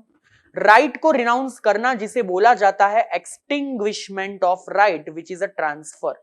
और मान लो मैंने रिनाउंस किया 200 शेयर 10 रुपए के हिसाब से, तो ये लेटर बेचने पे मेरा फुल वैल्यू ऑफ कंसिडरेशन कितना होगा? 2,000 रुपया होगा। चलो ये लेटर का कॉस्ट ऑफ एक्विजिशन कितना? क्या मैंने कंपनी को कोई पैसे दिए थे ये लेटर लेने के लिए? नहीं, कंपनी ने तो मुझे फ्री में दिया था। तो ये राइट एंटाइटलमेंट लेटर का कॉस्ट मेरे लिए क्या? 0। अब जो बंदा मेरे पास से ये लेटर खरीद रहा है 10 रुपए में, वो कंपनी के पास जाएगा और कंपनी उसे 50 रुपए में ये शेयर दे देगी, तो उस बंदे के लिए राइट शेयर की कॉस्ट क्या? कैन आई से टोटल 60 रुपीज मल्टीप्लाई 200 यानी टोटल 12,000 रुपया जो मुझे पे किया वो प्लस जो कंपनी को पे करने वाला है वो, दोनों का टोटल। यानी कि राइट शेयर का कॉस्ट कैसे निकालेंगे? अगर original share holder right entitlement letter बेचता है तो उसका कॉस्ट 0। अगर original share holder right shares purchase कर रहा है तो उसका कॉस्ट एक्चुअल कॉस्ट जितना, और अगर थर्ड पार्टी परचेस करता है तो उसने जितना ओरिजिनल शेयर होल्डर को पे किया प्लस जो कंपनी को पे करने वाला है वो। फिर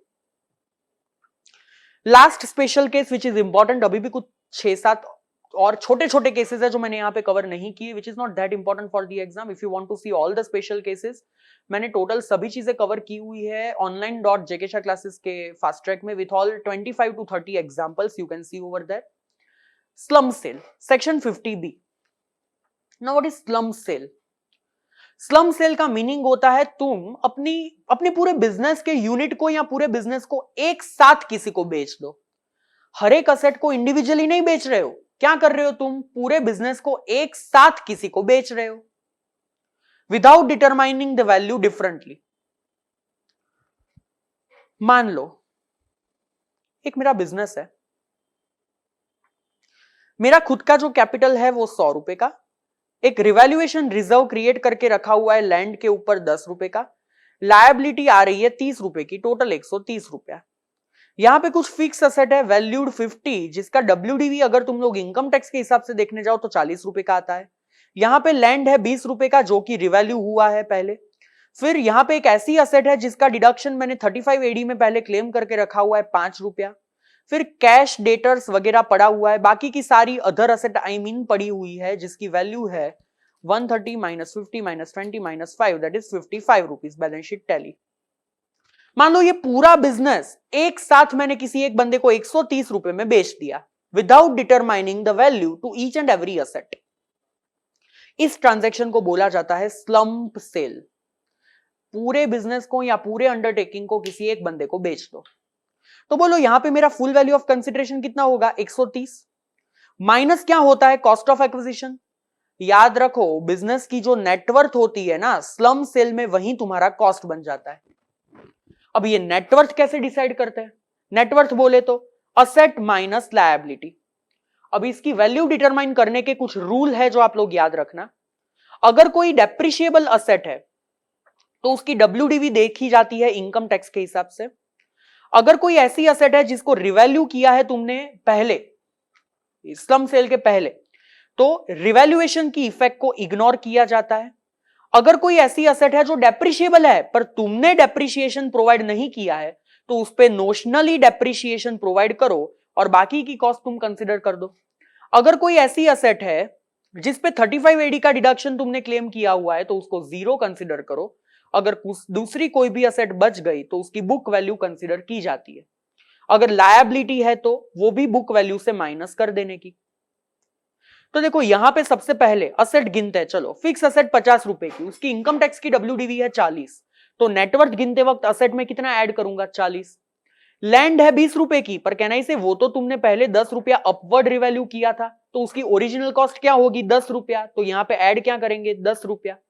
35 AD की असेट है 5 रुपया पर वो तो पूरा इनकम टैक्स ने डिडक्शन दे दिया होगा इसीलिए इसकी कॉस्ट कितना 0। अदर असेट कितनी है 55, लायबिलिटी माइनस कितनी करूं 30 रुपए की, तो बोलो मेरा नेटवर्थ कितना 40 प्लस 10 प्लस 55 माइनस 30 यानी 75। ये मेरा कॉस्ट ऑफ एक्विजिशन। इंडेक्सेशन नहीं मिलता, पूरा 75 माइनस कर दो, बाकी जितना भी 65 या जो भी बचता है वो तुम्हारा slump sale. Sir slump sale long term होता है कि शॉर्ट टर्म होता है? अगर कोई एकाधी असेट भी 36 मंथ से ज्यादा थी तो ये पूरा स्लम सेल लॉन्ग टर्म, पर अगर सारी असेट 36 मंथ या उससे कम थी तो ये स्लम सेल हो जाएगा शॉर्ट टर्म। देखो क्या लिखा है, when you transfer more than one asset without value being assigned to individual asset and liability it is slum sale। ये भी 4 मार्क का जुलाई 21 की एग्जाम में आया था by the way. No capital gain for single asset but you have to calculate total capital gain. Slump sale अगर कोई भी सारी असेट 36 महीने उससे कम है तो शॉर्ट टर्म वरना लॉन्ग टर्म। नेटवर्थ तुम्हारा कॉस्ट बन जाता है। नेटवर्थ गिनते वक्त डेप्रिशिएबल असेट की WDV लेनी होती है इनकम टैक्स के हिसाब से।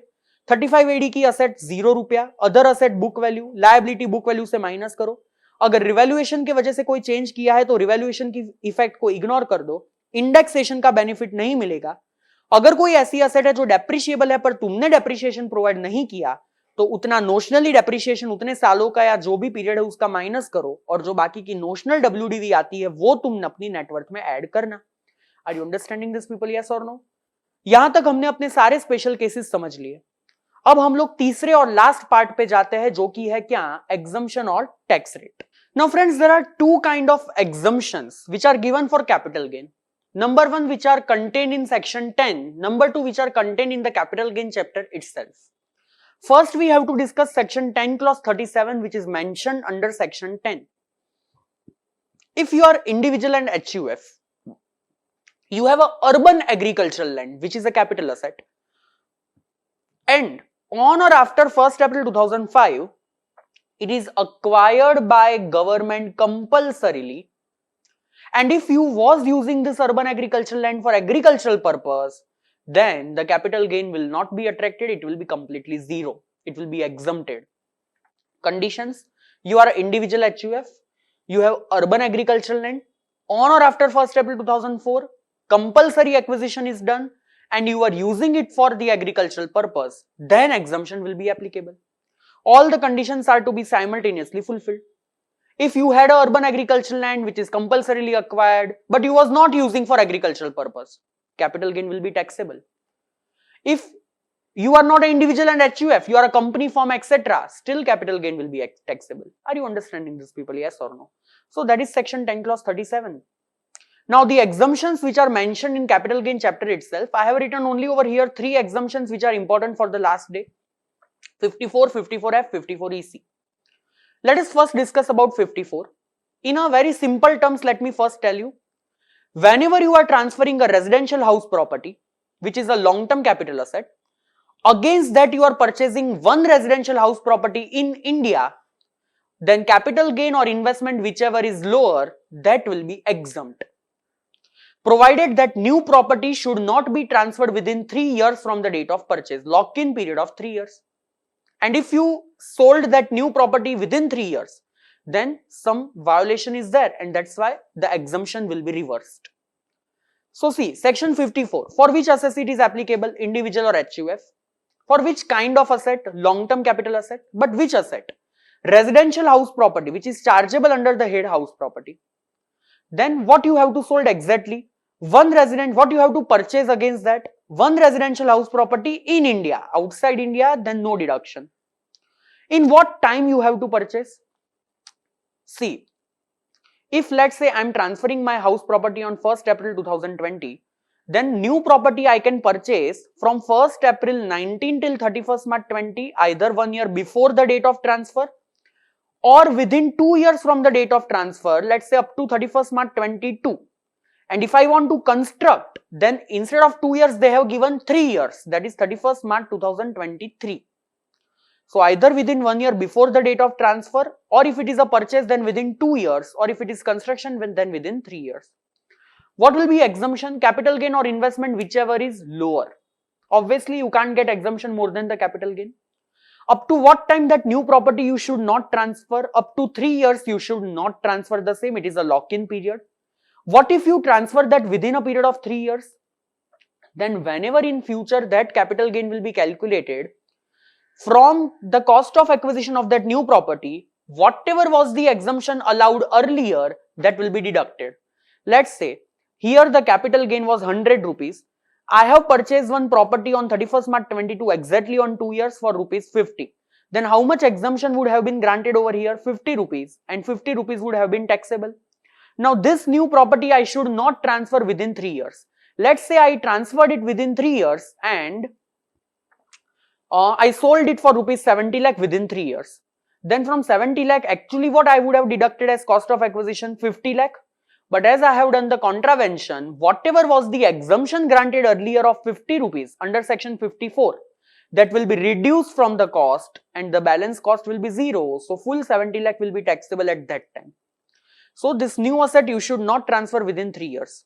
Acha, what if before purchasing the new asset you have to file the return of income? Still the period of 2 years or 3 years is still there, but return filing due date is there and you want to file the return. Then before the due date of filing return of income, you invest or you deposit that much amount which you want to invest in future in a separate bank account called as capital gain account scheme. And from this capital gain account scheme, you have to compulsory use that money within the time frame of that 2 years or 3 years.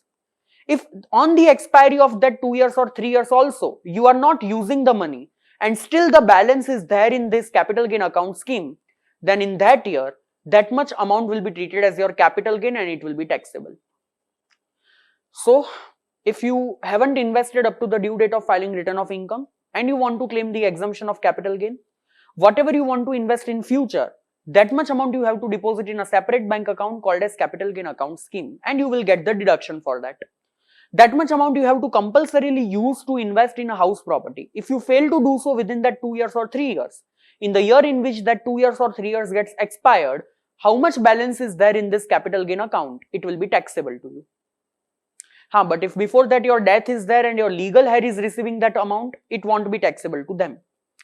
Now in section 54, they have said you can get exemption for purchasing one house property in India, but there is one amendment that if your capital gain is less than or equal to 2 crore, then instead of one property, you can take benefit of purchasing 2 house property in India. But this benefit is applicable once in your entire life. Means once you are claiming benefit for 2 house property under section 54, in any future if you are claiming section 54, you will get benefit of 1 house property only. This is only once in your entire life. So instead of 1 house property, you can get benefit of 2 house property, provided your long-term capital gain should be less than or equal to 2 crore before exemption. Section 54 is never applicable if the asset is, if the capital gain is what? Short term. Then section 54F. If I say the crux, you sell any asset which is not a residential property and you purchase one residential house property in India, you will get exemption of section 54F. So here the assessee should be what? Individual HUF. The asset should be what? Long-term capital asset. But which capital asset? Any capital asset except residential house property. So here there can be commercial property, your office, godown, factory. Here it can be jewelry, shares, etc. Any capital asset except residential house property. Against that, what you have to purchase? One residential house property in India. Point to be noted is the benefit of two house property is not applicable over here. It was only applicable over here in section 54. In what time in 54F you have to purchase? The same time frame, either within 1 year before, or if you want to purchase then within 2 years, if you want to construct then within 3 years. But how much exemption will be available? It will be proportionate. What I said, it will be proportionate. For example, on transferring the jewelry, my net consideration comes to 100 and my capital gain comes to 50. I invested 60 rupees to purchase new house property. Now, if there would have been section 54, what exemption I would have granted? 50 or 60, whichever is lower, full 50.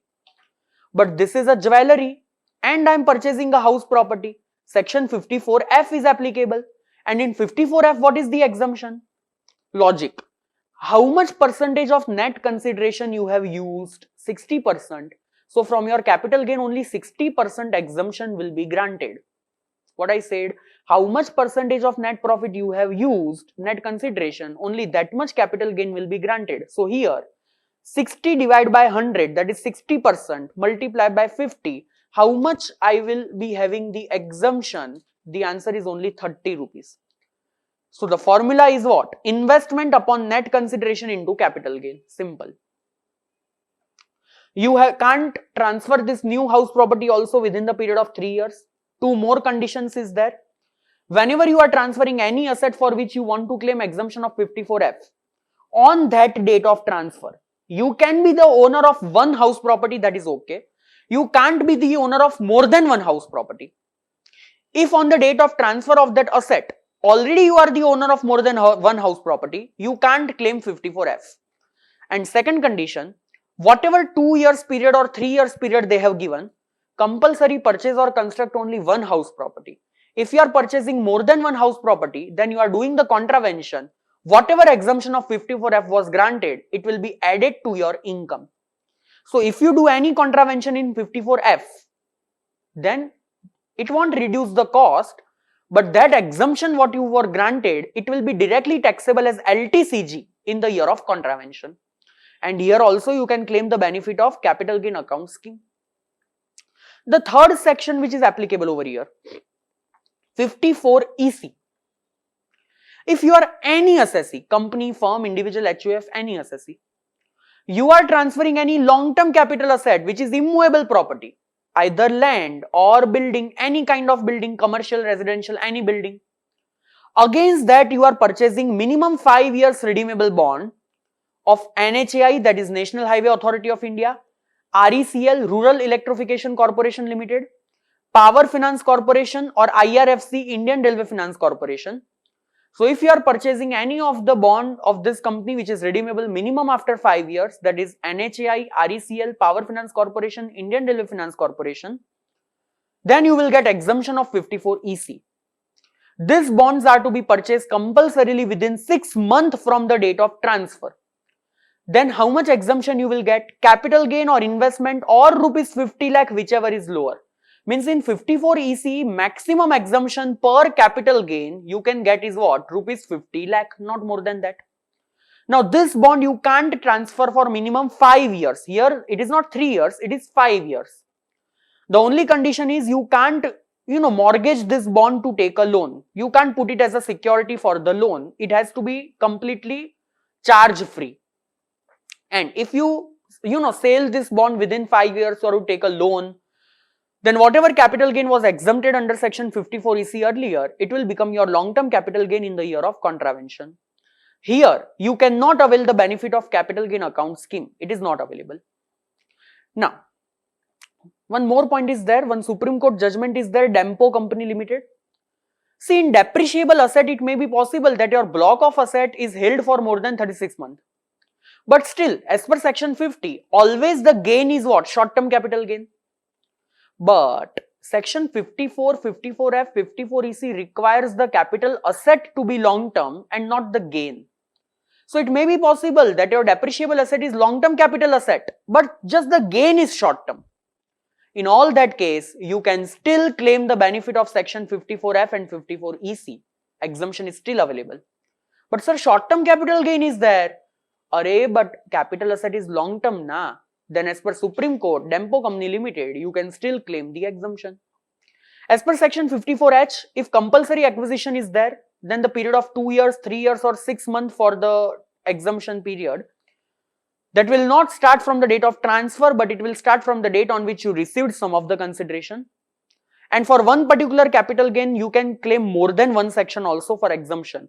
For example, I sold a residential house, I purchased one more house and some bond of NHAI. Then against this capital gain, I can also claim 54, I can also claim 54EC together, like this. Now, once the exemption is done, the last concept which applicable over here, but very important one, very important. What are the tax rate that is applicable on transferring this capital asset? You see which capital asset you are transferring. Either it is listed share, security, unit of equity oriented mutual fund or business trust. If you are transferring through stock exchange, then you must be paying security transaction tax. And if it is a short-term capital gain, section 111A applicable, directly 15% tax rate will be applied. It is a special rate income. On that slab rate will not be applied. But if the listed share on which STT is paid, it is a long-term capital gain, then we already saw section 112A will be applicable. Above rupees 1 lakh, 10% tax will be levied. What if the listed shares is sold outside stock exchange? Then can I say STT not applicable? And that's why while transferring the same, if it is LTCG, you can't adopt 112A, you have to adopt 112. But in that 112, there is two options. Either you claim 10% without taking the benefit of indexation, means you calculate capital gain without indexation, apply 10%, or you take indexation but on that apply 20%. So whichever is beneficial, that you will apply, whichever is lower. But if this is a short-term capital gain, it is a slab rate income, on that Finance Act rate will not be applicable. But if it is any other asset, which any other can be there? Unlisted share, land, building, jewelry, archaeological collection, painting, drawing, sculpture, work of any art, blah, blah, blah. If LTCG 112 with indexation 20%, if STCG directly slab rates applicable. So I can say that capital gain is never slab rate income, it is always special rate income. But a short-term capital gain is generally slab rate income. But if it is listed share on which you have paid security transaction tax, then it is a special rate income, 111A, 15%. So again, if I repeat, listed share, security, equity oriented fund, business trust unit, STT paid, LTCG 112A above 1 lakh 10%, STCG 111A 15%, STT not paid, LTCG either 10% or 20% subject to indexation, and STCG Finance Act rate. Any other asset, long-term capital gain 112 fixed 20%, STCG slab rate. Now remember, while calculating this tax, shifting benefit is applicable in all the three sections, provided you are a resident person. For example, my salary income computed is rupees 2 lakh and my LTCG under section 112 is coming to rupees 3 lakh. Then, while calculating the tax, on this 2 lakh slab rate will be applicable. But can I say up to 2,50,000 there will be no tax. So on this 2 lakh 0 rupees of tax will apply. However, still limit of rupees 50,000 from basic exemption limit keep unexhausted. So while calculating the tax on this LTCG, from rupees 3 lakh I will deduct this 50,000 rupees of shifting, and on balance 2,50,000 I will apply 20%. My basic tax will be Sida 50,000. So if my total income is, which is general rate income, is not sufficient to absorb the entire basic exemption limit, Then from that balance basic exemption limit, I can first set off against LTCG, which is taxable at the rate of 20%. If still the limit is there with me, I can set off against STCG under 111A, which is levied at 15%. If still the limit is there with you, you can set off against 112A at the rate of 10%. This is called as shifting benefit, and after deducting that benefit, you calculate the tax. But point to be noted, this shifting benefit is applicable only to resident, it is not applicable to non-resident. Second, deduction under chapter 6A not applicable, meaning thereby, let's say my PGBP income is 3 lakh and my short-term capital gain under 111A coming to 2 lakh. So total, can I say my gross total income is coming to 5 lakh. Now let's say ATC, ATD, ATU as a total deduction what I have is rupees 4 lakh. How much I can deduct from my deduction? The answer is maximum 3 lakh. Remember, your deduction under chapter 6A cannot exceed your general rate income. It has to be restricted to general rate income. You can't claim deduction against special rate income. My general rate income in gross total income was only 3 lakh. So maximum deduction what I can take is rupees 3 lakh. I can't take deduction against this special rate income. Whether rebate under section 87A is applicable. See, rebate is applicable when your total income is less than or equal to 5 lakh. You are a resident individual. Then up to rupees 12,500, you can claim the benefit of rebate. Remember, if the tax belongs to 112, you can claim the rebate. If tax belongs to 111A, you can still claim the rebate. But if tax belongs to 112A, you can't claim the rebate. For example, in my above example, where I have calculated the tax of rupees 50,000, can I say here my total income is up to 5 lakh?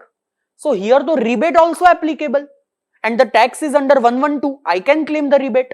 So from 50,000 I will deduct the rebate, but rebate can never exceed 12,500. So what will be my balance tax? It will be 37,500.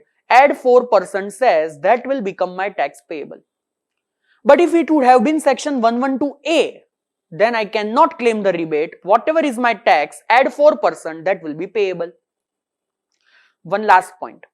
If your income belongs to capital gain of recognized stock exchange, that is either short-term capital gain under 111A or long-term capital gain under 112A or in IFOS chapter dividend income, then whatever tax is calculated under section 111A, 112A and dividend income, the higher surcharge of 25% and 37% is not applicable. See, generally for individual HUF, AOP, BOI, AJP, what are the surcharge rate? If the total income is from 50 lakh to 1 crore, 10%, 1 crore to 2 crore, 15%, 2 crore to 5 crore, 25%, above 5 crore, 37%. But if you are having the tax payable under section 111A, 112A dividend income, then 25 and 37% surcharge on that will not applicable. On that maximum you can apply 15%. So see, I have prepared one chart based on a notification that they have given. You first see what is your aggregate total income. If your aggregate total income is more than 50 lakh but up to 1 crore, on your entire tax payable 10% will be the surcharge without any bifurcation. If your total aggregate income is less than or equal to 2 crore, no need for any bifurcation. On your entire income, whatever is the tax, on that apply 15% surcharge. If your aggregate total income is more than 2 crore but up to 5 crore, then you see what would have been my total income if I remove the income of 111A, 112A and dividend income. So let's say my total income is coming to 4 crore, but if I remove my short-term capital gain on listed share, then my income comes to 1.5 crore. Can I say excluding this 3 income, it is going below 2 crore? So 25% will never be applicable. On your entire tax payable will apply 15%. But let's say after removing that 111A, 112 and dividend income, here my total income would have been 2.5 crore. Then whatever would have been the tax on this 2.5 crore, I will apply 25% surcharge. And whatever will be the tax payable on that 1.5 crore remaining amount, on that I will apply maximum 15% surcharge. The same is the case with the income if it is going more than 5 crore. You see, if I remove this 3 income, what is the total income? Let's say after removing this 3 income, your total income is going below 2 crore. Then on your entire tax, only 15% will be applicable. If after removing these 3, your total income is more than 2 crore but up to 5 crore, then on that takes 25% and on the balance 15%. But let's say after removing these 3 also, it is more than 5 crore, on your entire tax payable will apply 37%, but on those 3 income will restrict 15% surcharge. For example, I have written one table over here. Let's say my 3 special income, if I exclude that, my total income is 56 lakh and those 3 special income 3 crore, total 3.56 crore. More than 2 crore but less than 5 crore. Now see, if I remove this 3 income, what is the total income? 56 lakh, which is below 2 crore.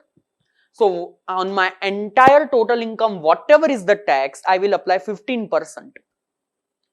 Now let's say my total income is 3 crore, but for those 3 income it is 56 lakh, total 3 crore 56 lakh. If I will remove those 3 income, can I say my income will be more than 2 crore but less than 5 crore? Then whatever will be the tax on this 3 crore, I will apply 25%, and whatever will be the tax on this 56 lakh, I can't apply 25%, I have to restrict to 15%. Now let's say my general total income 6 crore, those 3 income 5 crore, total 11 crore, total more than 5 crore. If I remove those 3 income, still the income is more than 5 crore. Then on 6 crore, whatever will be the tax, I will apply 37%, but on this 5 crore, what will be the tax, I can't apply more than 15%. So fourth, and hence you can solve all the below mentioned example. If you have any doubt, you can definitely ask me. Now some 2 examples I have given just for our basic understanding purpose, nothing else. Just how to calculate the tax if it comes in MCQ. The last example of this chapter. Let's say a person is there, Mr. somebody, resident 59 years. Computed salary 90,000, interest 50,000, STCG 1118 2 lakh, house property computed 40,000. Silver you sold and STCG, can I say this is a slab rate income? Because it is not listed shares, 50,000. LTCG, if nothing is said, section 112, 40,000. What you have to do always? First you do total of all. Total of all is coming to 4,70,000. Now divide them into 2 parts, general rate income, special rate income. Now in special rate income, identify how much income is there in your question. Can I say LTCG under 112, STCG under 1118? First I have written LTCG under 112, which is 40,000 in the question. Then I have written STCG under 1118A, which is 2 lakh in the question. And then whatever is the balance income, it is slab rate income. The balance income is 2,30,000, which is below 2,50,000 basic exemption limit. So my tax payable will be 0. But now can I say how much limit is wasted? How much basic exemption limit is wasted? 20,000. That I can use as a shifting benefit against my LTCG. That I deducted. The balance will come to 20,000. On that apply 20%. On that apply 20%. So you will get tax of 4,000. Now entire basic exemption limit is exhausted. So on this rupees 2 lakh, you have to apply 15%. So the tax will be 30,000 rupees. So what is my total tax now? 34,000. But what you all will forget is my total income is less than or equal to 5 lakh. I am a resident individual. Rebate under section 87A will be applicable. But it can never exceed 12,500. So deduct 12,500. 34,000 minus 12,500. It will be 21,500. Add 4% says your tax payable will be 22,360. What you will forget in this chapter? You cannot claim deduction against special rate income. Shifting benefit is available to resident. Rebate under section 87A. Now please tell me, what if I am a non-resident in the same question? If in the same question I am non-resident, then these 3 things will be as it is. Up to 230 zero tax, fine. But on LTCG of 40,000, directly I have to apply 20%. There won't be any shifting benefit. So it will be 8,000. And STCG it will be 30,000 as it is. So total tax will be 38,000. Even I can't apply rebate also because the person is non-resident. So on 30,000 I will add 4% says. So for me the total will then be 39,520. So remember, for a non-resident shifting benefit not applicable, for a non-resident rebate also not applicable. Are you understanding this, people? Yes or no? So that was one another important chapter for you, which is capital gain. Very, very, very important. Thank you so much.